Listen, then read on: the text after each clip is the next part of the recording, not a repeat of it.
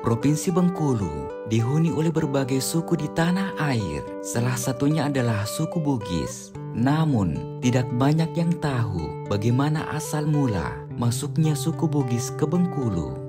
Berikut kisahnya.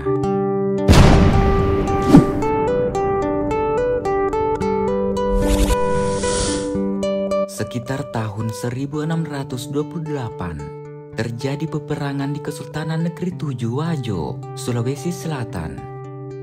Denmark Rupa adalah putra mahkota Sultan Negeri Tujuh yang ingin ikut berperang menggempur musuh-musuh. Namun keinginan Denmark Rupa tidak dipenuhi oleh Sultan.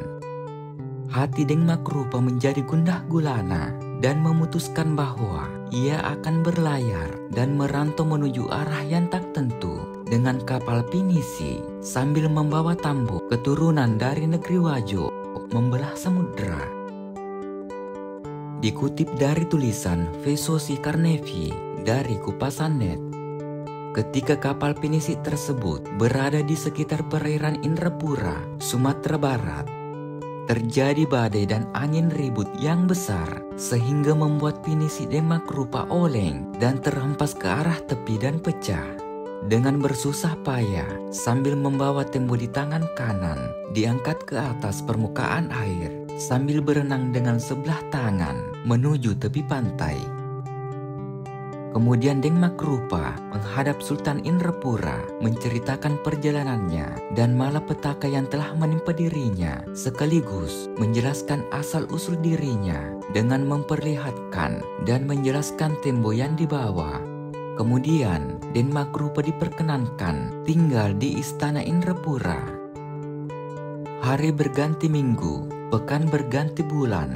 Lama-kelamaan, tingkah laku Denmark Rupa yang rendah hati, santun bahasanya, tegas, dan berakhlak mulia memikat hati Sultan Indrapura. Sultan Indrapura berkenan menjodohkan adik kandungnya dengan Denmark Rupa.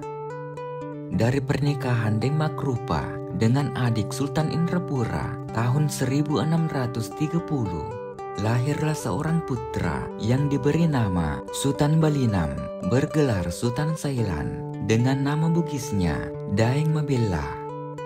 Kemudian datang utusan dari Wajo memberi kabar bahwa ayahanda Sultan Wajo dan saudaranya memohon Denmark Rupa kembali ke Wajo, sedangkan Sultan Balinam tetap tinggal di Indrapura.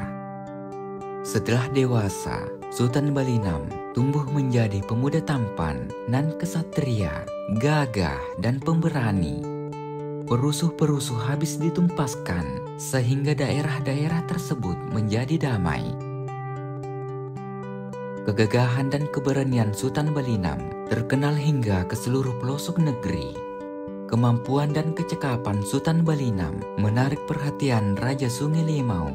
Oleh sebab itu, Sultan Balinam diminta datang ke Bengkulu untuk menumpas perampok-perampok yang merajalela dan membakar rumah rakyat. Sultan Balinam menyetujui permintaan Raja Sungai Limau itu. Kemudian ia merantau ke Bangkahulu atau Bengkulu. Di Bengkulu, Sultan Balinam dijodohkan agar menikah dengan Encik Sia, anak Datuk Pasar Bangkahulu. Setelah menikah, pasangan ini mendapatkan anak laki-laki diberi nama Demakule. Sultan Balinam mangkat dan dimakamkan di Gobah atau Kubah di samping kantor lurah Kampung Kelawi. Daeng Makule dijodohkan dengan Datuk Nyai Putri Pangeran Mangkuraja. Daeng Makule wafat pada tahun 1753, dimakamkan di Kampung Bukit, Pantai Jakat, Bengkulu. Setelah wafat, Datuk Nyai dimakamkan pula di tempat yang sama berdampingan dengan suaminya. Makam Datuk Nyai dan Daeng Makule oleh penduduk Pasar Bengkulu dan Talang Mule disebut Keramat Gobah. Saat ini makam mereka rata dengan tanah, namun batu bata mereka masih ada. Meskipun pada tahun 1985 kedua makam Gobah tersebut masih berdiri kokoh, namun tangan-tangan jahil tetap saja menghancurkannya.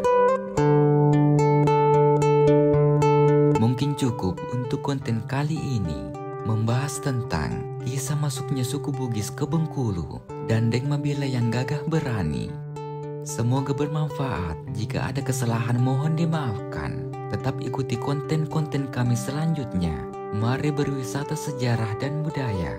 Wassalamualaikum warahmatullahi wabarakatuh.